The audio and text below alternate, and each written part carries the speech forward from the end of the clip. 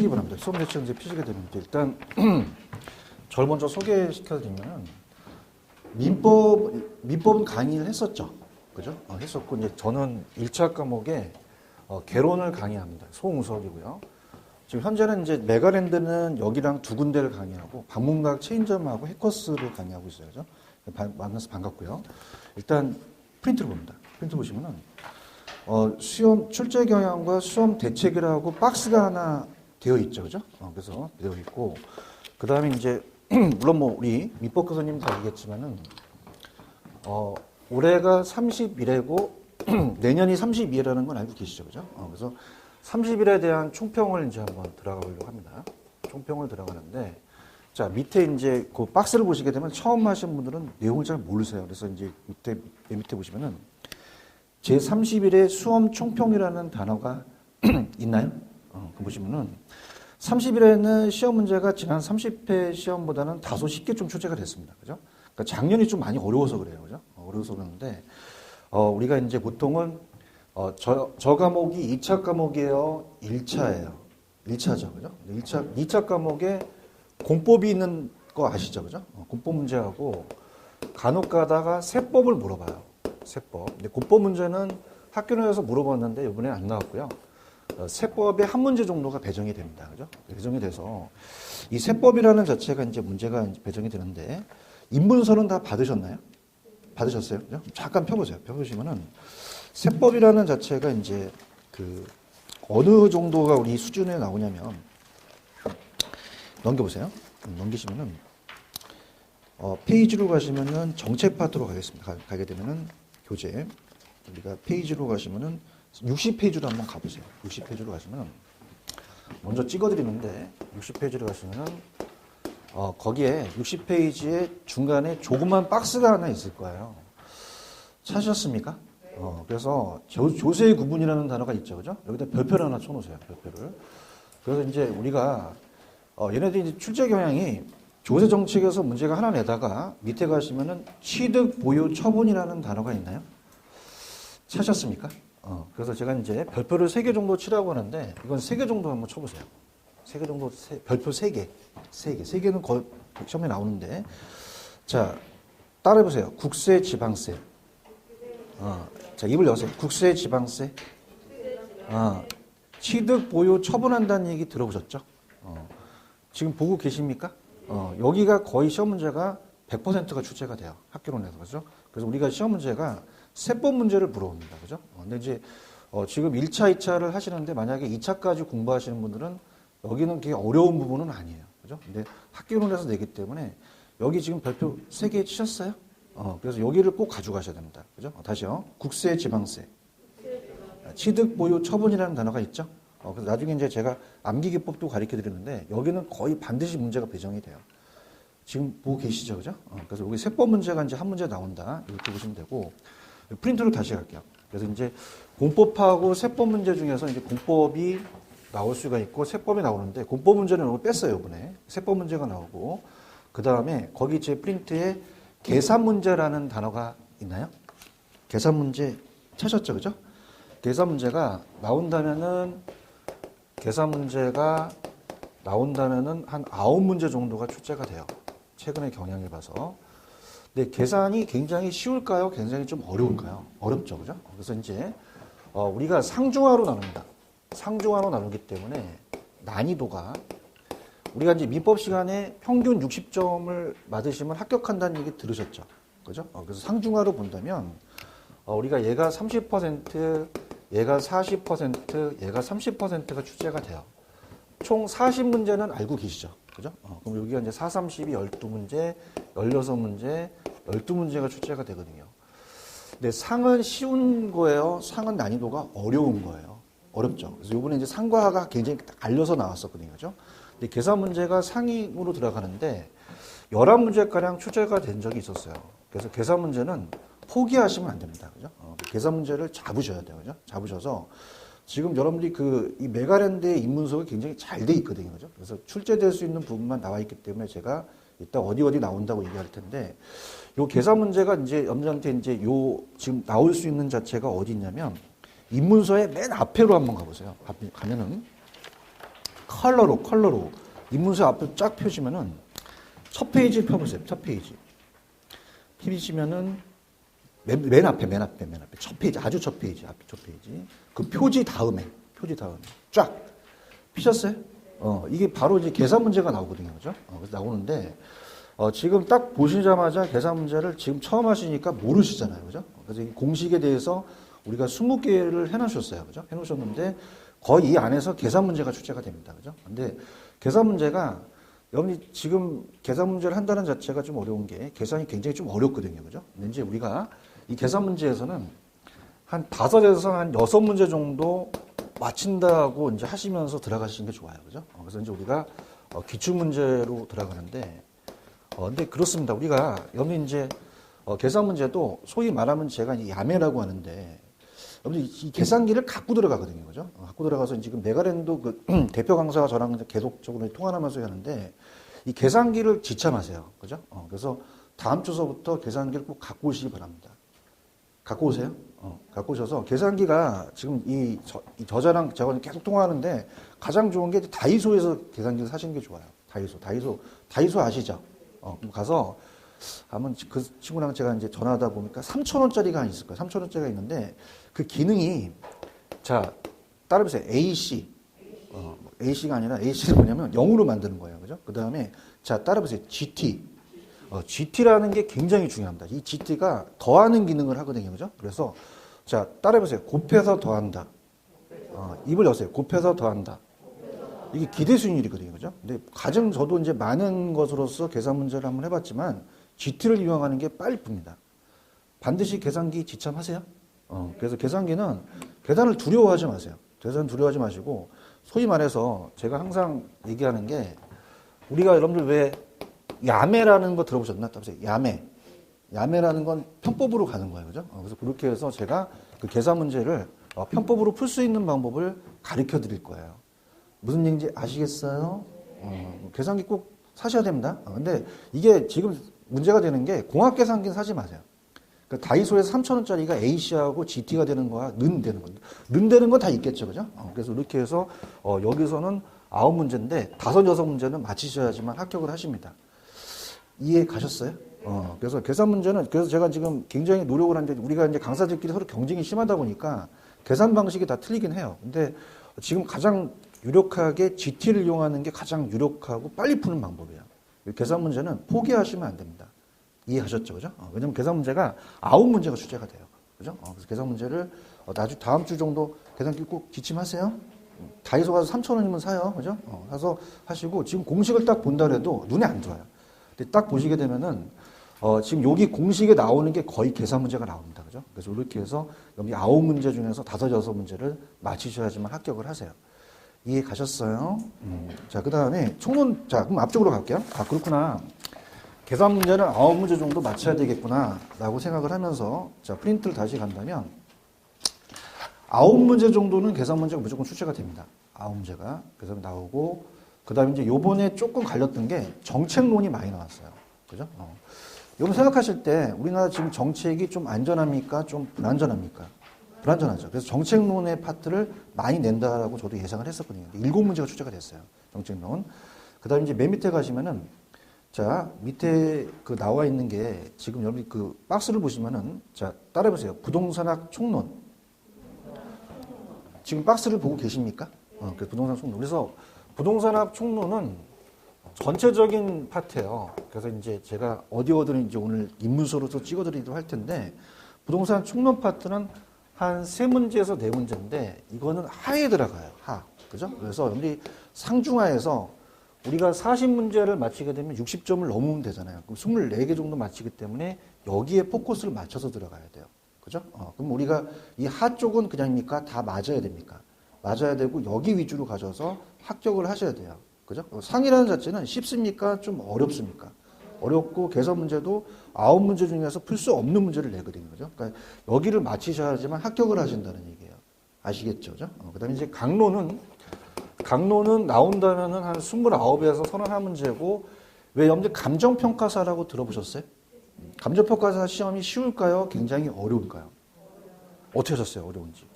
그래서 제가 어려서부터 토요일까지 강의하는데 중간에 감정평가사를 강의를 해요. 왜 그러냐면은 감정평가사의 학계론이 공인중개사에서 똑같이 나오거든요. 그죠? 그래서 이 메가랜드 제표 저자가 저한테 항상 전화 오는 게 감정평가 그 문제를 좀 달라 그래요. 그죠? 그래서 이제 마지막이 자 따라해보세요. 감정평가론. 지금 보고 계십니까? 감정평가론. 자, 우리가 계속 문제를 그 친구하고 계속 분석을 해보지만 감정평가론은 6에서 한 7문제가 나오는데 여기는 맞추기 쉬운 것들만 출제가 돼요. 오히려 점수를 딸 수가 있습니다. 그죠? 그래서 여기도 포커스를 맞춰서 공부를 하셔야 돼요. 아시겠죠? 그죠? 그래서 이렇게 전체가 된다. 이렇게 보시고 넘겨보세요. 넘기시면은 자, 이따가 이제 부분적으로 제가 설명하겠지만은 강론에서는 자, 맨 위에 보시면은 이 페이지에 자, 따라해보세요. 부동산 경제론. 찾으셨어요? 6문제 정도가 출제가 됐거든요. 근데 평범했어요. 우리가 수용급에서는 한 4, 5문제 나오고 경기 변동에서 한 2문제가 뜨고 그 다음에 자 따라합니다. 시장론. 시장론 찾으셨어요? 5문제 정도가 나오고 정책론이 7문제가 떴어요. 정책론. 근데 제가 봤을 때는 아마 내년에도 정책론은 7문제가 뜰 겁니다. 그죠? 그래서 이거 제가 어디 나온다를 이따가 선별해 드릴 거예요. 그죠? 거기를 위주로 하고 그 다음에 자 따라해보세요. 투자론은 한 6에서 7문제가 나와요. 그죠? 근데 3문제밖에 출제가 안 됐기 때문에 거기 좀 위주로 가지고요. 지금 프린트는 지금 2페이지 맨 위에 하고 있어요. 찾으셨어요? 그 다음에 자 따라해보세요. 금융론. 금융론은 한 4문제에서 5문제 정도 나옵니다. 맞춰 들어갔고요. 자 따라해보세요. 개발관리론. 이건 5문제 정도가 출제가 됐거든요. 그죠? 그 다음에 이제 정책론에서 7문제가 나왔다는 거는 굉장히 특이했어요. 투자에서 3문제가 나왔다는 건 적게 나왔고 그래서 한 7에서 8개 나오는데 감정평가로는 7문제가 거의 적중이 됐습니다. 그죠? 이렇게 보시면 되고 그 다음에 이제 수험 대책은 어떻게 하냐면 지금 여러분 가지고 계시는 거는 기본서겠어요? 인문서겠어요? 인문서죠. 근데 인문서가 대한민국에서 가장 잘 썼습니다. 제가 칭찬할 정도예요. 그죠? 그래서 이거 인문서로 제가 오늘 첫 시간을 찍어 드릴 거예요. 어디 나온다. 그래서 인문서로 가져가시고 이 강의가 끝나면 기본서로 갑니다. 기본서. 근데 기본서로 가는데 지금은 여러분들이 다 아시다시피 강의 자체가 유튜브라든지 다 공개가 됐어요. 그래서 누가 잘한다 안 잘한다 다 알고 있거든요. 그렇죠? 그러니까 저희가 이제 이 무기가 요약집이에요. 그래서 제가 요약집을 아마 12월 달에 마무리해서 나올 겁니다. 요약집. 그래서 요약집하고 기본서를 같이 가서 기본서가 굉장히 두꺼워요. 근데 기본서를 다 보긴 힘들어요. 그죠? 그래서 제가 줄쳐놓고 요약서랑 같이 가도록 할게요. 아시겠죠? 그죠? 이렇게 해서 보시고 그 다음에 아까 이쪽 부분을 이제 파트로 간 다음에 이제 계산 문제로 가고 맨 밑에 가시면 최근에 경제, 투자, 금융 평가론이 문제 비중이 높아졌어요. 그 다음에 이제 계산 문제는 포기하시면 안 될 정도로 갔고 그 다음에 오른쪽에 가시면 4번에 가시면 은영 패턴이라는 단어가 있을 겁니다. 3페이지. 맨 위에 4번 있어요? 그래서 자 따라해보세요. OX 문제.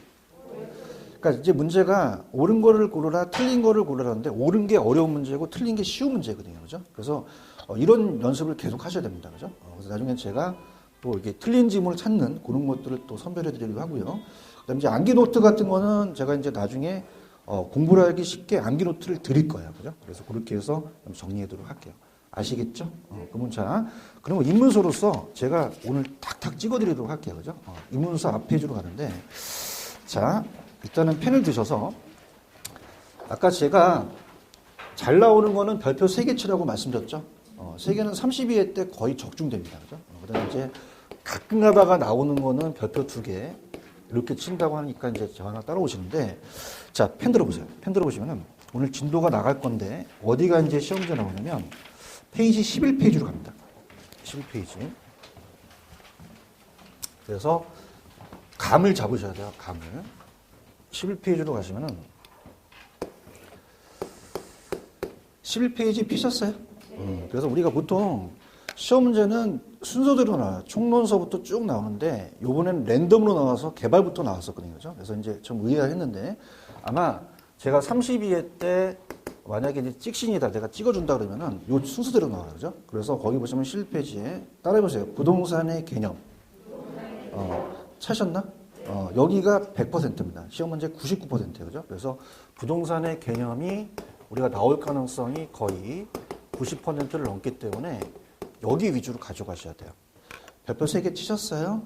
그래서 치셔서 오늘 나가겠지만 처음 들으신 분들도 거기 밑에 보시면은 자, 따라해보세요. 법률적, 경제적, 기술적이라는 단어가 있죠?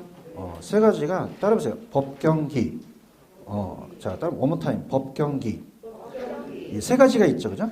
여기서 시험 문제가 한 문제가 배정이 돼요. 찾으셨죠, 그죠? 근데 요게 올해 안 나왔어요. 총론 파트에서 요게 빠져서 나왔었거든요, 그죠? 그래서 이렇게 보시면 되고, 그 다음에 넘겨보시면은 페이지 13페이지로 갑니다.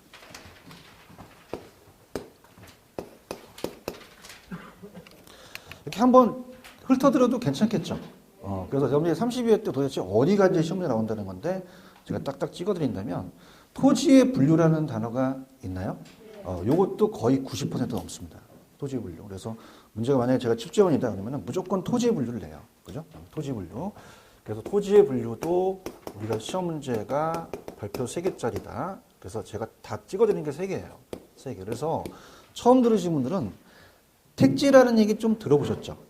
택지. 그 다음에 밑에 보시면 뭐 필지라든지 맹지라든지 이런 것들을 갈 거예요. 그죠? 근데 이 문서가 굉장히 잘 써져 있는 게 이 반대의 개념이 중요하거든요. 그래서 여기가 이제 시험 문제가 나오고, 그 다음에 넘겨보시면은 14페이지로 가시면 사이드인데, 밑에 주택의 분류라는 단어가 있나요? 찾았습니까? 이 주택의 분류는 별표를 2개 정도만 쳐놓으시기 바랍니다. 매년 출제되는 부분은 아니에요. 매년 출제되는 부분은 아니에요. 그래서 우리가 미리 좀 맛보기로 가겠지만, 단독주택과 공동주택이라는 단어가 있나요? 다시 할게. 어떤 주택과 어떤 주택이 있어? 단독과 공동이에요. 자, 이게 뭐냐면 건축법하고 주택법이 달라요. 건축법상은 아파트는 어떤 주택에 들어간다고 생각하십니까? 공동이죠. 그죠? 그래서 미리 좀 야매를 쓴다면 공동주택 위주로 좀 암기를 해보세요. 그죠? 그래서 어떻게 암기를 하냐면 암기 코드 같은 게, 제가 아는 갑이라는 애가 연세대에 계속 가고 싶었어요. 그죠? 그래서 따라해보세요. 연세대 기숙사. 자, one more time. 연세대 기숙사. 연세대 기숙사. 재밌어요? 이렇게. 그래서 자, 아가 뭐예요? 연이 뭐예요? 세대가 다세대 기숙사. 이렇게 읽으시는 거예요. 무슨 얘기인지 아시겠어요? 제 강의 스타일이 이래요. 그죠? 그러면 단독과 공동을 나눌 수 있겠나요? 나눌 수 있어요. 그죠? 나중에 이제 고법 시간에 교수님이 공동주택은 뭐가 있어요? 그럼 뭐라 그래야 돼? 연세대 기숙사. 근데 아가 뭐야? 연이 세대가 다세대 기숙사라고 하는 거죠. 이해하셨습니까? 이게 바로 1부고, 2부는 층수와 면적을 외우는 방법이 있어요. 그죠? 이따가 해드리도록 할게요. 기대되시죠? 이따 터뜨립니다. 그거는. 그죠? 그래서 그런 식으로 가세요. 이해 가셨습니까? 별표 2개 치라고 말씀하셨죠? 그럼 이거는 놓치시면 안 됩니다. 그죠? 무조건 단독과 공동을 구분하고 층수하고 마당 면적이 나오기 때문에 꼭 가져가셔야 돼요. 아시겠어요? 그 다음에 밑에 가시면 부동산의 분류라는 단어가 있나요? 이것도 2개입니다. 2개. 지금 15페이지 하고 있어요? 지금 보고 계세요? 그래서 부동산업의 분류라는 단어가 있나요? 이건 별표 몇 개짜리? 2개. 매년 출제되는 부분 아니에요. 그죠? 그래서 이게 제가 이제 세분류를 보시고 세분류에 대한 거를 내용을 이제 암기하는 기법을 가르쳐 드리는 건데, 올해는 서비스업이 나왔거든요. 그죠? 이것도 암기 기법이 있습니다. 그죠? 이따가 또 터뜨릴 거니까 이건 2개만 쳐놓으셨죠. 그죠? 이렇게 보시고 넘겨볼게요. 넘기시면은 16페이지로 갑니다. 자, 16페이지로 가시면은 토지의 특성이라는 단어가 있나요? 요건 100%입니다. 100%. 제가 아예 그냥 제 이름 석자 놓고 100%라고 얘기할게요. 그럼 그냥이야 반드시 나와. 반드시 나오죠. 그죠? 그래서 100% 나오기 때문에 이 토지의 특성은 무조건 뜹니다. 그죠? 그래서 토지의 특성은 꼭 가져가셔야 돼요. 토지의 특성. 이렇게 해서 우리가 3군데를 찍었어요. 자, 토지의 특성은 몇 % 나온다? 100% 나온다. 꼭 가져가셔야 돼요. 아시겠죠? 그죠? 그 다음에 일단은 딱 별표 하나만 치는 건데 넘기시면은 페이지 19페이지로 한번 가보세요. 19페이지 가시면은 거기에 양가로 3번에 공간이라는 단어가 있나요? 공간은 우리가 별표를 하나 정도만 쳐놓으세요. 하나 정도. 자, 이게 시크릿인데 공간이 시험 문제 안 나왔어요. 근데 이제 올해에 나왔던 감정평가 시험 문제 학교론에 공간에 나온 문제가 있거든요. 그죠? 근데 그게 아마 내년에 반영될 것 같아요. 그죠? 그래서 그렇게 해서 여러분들이 보시면 됩니다. 아시겠죠? 그죠? 그럼 제가 아까 늦게 오신 분들을 위해서 우리가 왜 난이도가 상중하가 있다고 말씀드렸죠? 그러면 어떻게 된다? 상중하에서 만약에 여기가 30%, 40%, 30%라면 40문제니까 여기가 12, 16, 12이라면 여기가 하예요. 하. 그럼 여기는 찍어야 돼요? 반드시 맞히셔야 돼요. 맞춰야지만 된다는 거죠. 그렇죠? 그래서 번호가 1번, 2번, 3번으로 나오거든요. 그죠? 이렇게 해서 하 쪽으로 반드시 맞춰야 된다는 거 꼭 말씀을 드리고요. 그 다음에 넘겨볼게요. 넘기시면은 페이지 20페이지로 가십시오. 아, 잘 해놨어 아주. 20페이지 가시면은 맨 밑에 가시면 현재 우리나라에 실시되고 있지 않는 정책이라는 게 있나요?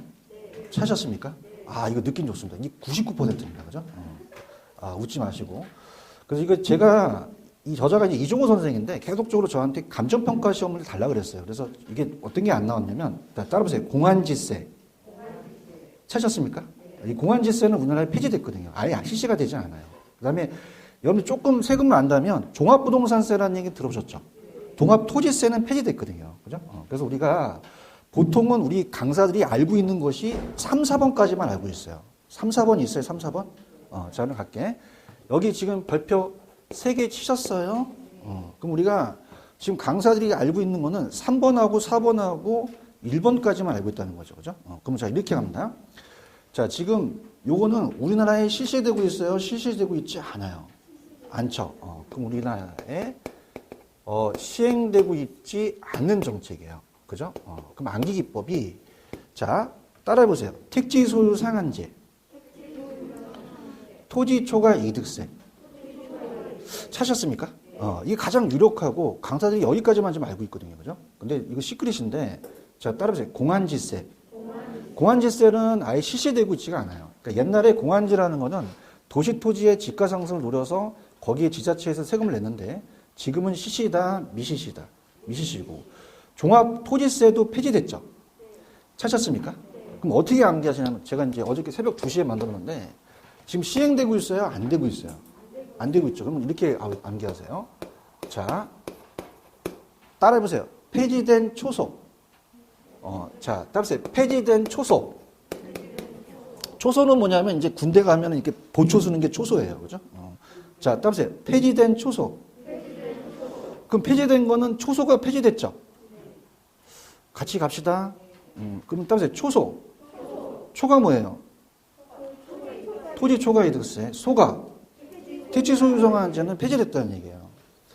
이해하셨습니까? 그러니까 처음 지금 오리엔테이션 수업부터 막 찍어드리니까 막 정신없죠. 그죠? 정신없는데 하세요.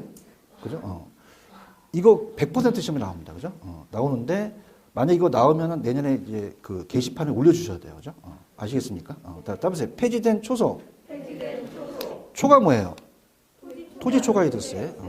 소가 택지 소유 상한제는 우리나라에 실시되고 있지 않는다는 얘기예요. 이해 가셨습니까? 그러니까 우리가 학개론이라는 자체는 이래요. 예제가 많은 쪽으로 암기하시는 게 나아요? 예제가 적은 쪽으로 암기하시는 게 나아요? 적은 쪽으로 암기하시는 게 낫죠. 그죠? 무슨 말씀인지 아시겠습니까? 그러니까 우리나라의 정책이 엄청 날 거예요. 그죠? 이따가 잠깐 보여드리겠는데, 그럼 정책을 다 암기하시는 게 낫나요?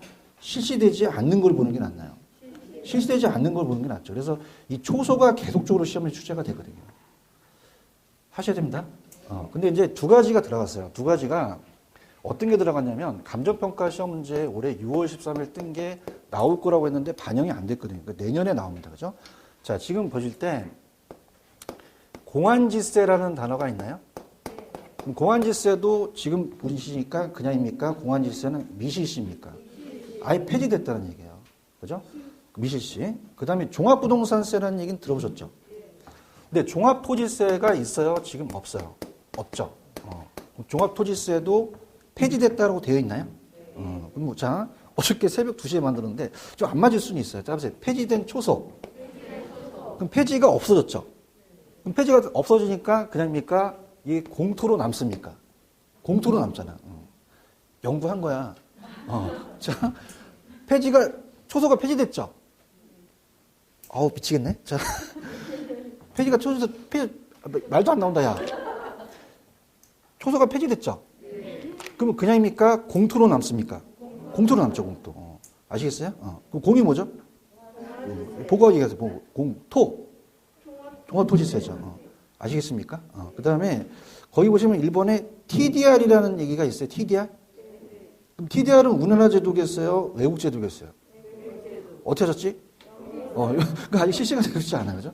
개발권 양도제까지 가지고 가시면 돼요. 이거 이해 가시겠습니까? 그래서 왜냐면은 제가 웬만하면 찍어드리진 않아요. 그죠? 근데 제 20년 강의에 대한 경험에 의해서는 내년에 90% 나올 수 있는 가능성이 크다는 얘기죠. 아시겠습니까? 자, 분명히 제가 정책 파트의 비중이 높아졌다고 말씀드렸죠? 그래서 여기가 추제될 가능성이 높다는 얘기예요. 이해하셨죠? 그죠? 그러면 한 번만 더. 자, 따라해보세요. 폐지된 초소. 초가 뭐예요? 토지, 초과이득세. 소가 택시소유과한지. 폐지가 되니까 공토로 남죠. 공이 공한지세. 토가 종합토지세. 이해하셨습니까? 그래서 거기서 이제 정부가 개발을 해서 개발권 양도되는데 안 먹힐 수는 있어요. 그죠? 그래서 이제 지금 봤을 때는 보통 강사들이 1번하고 3번하고 4번까지만 갑니다. 근데 시크릿이에요. 2번하고 5번은 아직 출제가 안 된 부분입니다. 아시겠습니까? 요거 별표 몇 개짜리? 3개짜리입니다. 이해 가셨죠? 그죠? 이렇게 잡으시고 넘겨볼게요. 넘기시면 24페이지로 한번 가보세요. 24페이지로 가셔서 피셨습니까? 거기 보시면 수요 공급이라는 단어가 있나요? 수요. 수요는 사는 쪽이고 공급은 파는 쪽이라고 학교 다닐 때 수요 공급 이론을 배우셨죠, 그죠? 그래서 여기 파트는 따보세요. 경제론입니다. 경제론 파트는 나온다면은 우리가 경제론 파트에서 수요 공급은 나온다면은 한 3문제에서 4문제에서 한 5문제 정도가 출제가 돼요. 자, 그러면 이제 어디를 염을 체크드리냐면 해결적이었어요. 24페이지 가시면 맨 밑에 유량저량이라는 단어가 있나요? 별표를 3개 쳐놓으세요. 그래서 우리가 유량저량이 안 떴다가 올해 나왔었거든요. 그러니까 유량저량이라는 그 정의는 제가 강의 시간에 들어갈 거예요. 그러니까 유량저량의 박스에 그냥 별표만 3개 쳐놓으시기 바랍니다. 그죠? 3개 치셨죠? 그죠? 그래서 유량저량. 그래서 제가 봤을 때 유량저량이 또 나올 가능성이 높을 것 같아요. 그죠? 그래서 유량과 저량을 이제 바꿔내는 그런 것으로 나오기 때문에 그렇게 좀 말씀을 드리고 싶고요. 그 다음에 넘겨보시면은 26페이지로 한번 가보세요. 자, 2번에 가시면은, 자, 우리가 26페이지에 가시면은 거의 밑에, 자, 지금은 잘 우리 입문 과정이지만 수요량의 변화와 수요의 변화라는 단어가 있을 겁니다. 찾으셨습니까? 그러니까 저랑 대화를 하는데 여러분들이 구리에 아파트를 사실 때 가장 중요한 게 그냥입니까? 분양가가 중요합니까? 분양가 중요하죠. 그죠? 따라서 가격이 수요량이 변화가 되는 거고. 근데 가격만 중요해요? 가격 이외에도 중요해요. 뭐 금리라든지 소득이라든지 그런 게 중요하죠. 이걸 따라서 수요의 변화.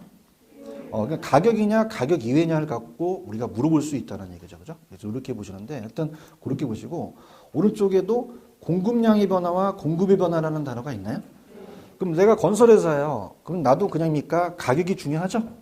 가격이 있고 또 여러 가지가 있으니까 그거에 대해서 이제 나중에 설명해 드릴 테니까 여기도 별표를 3개 정도 쳐놓으시기 바랍니다. 그래서 수요량의 변화와 수요의 변화, 공급량의 변화와 공급의 변화가 또 출제될 가능성이 높다. 이렇게 지금 보시면 되고요.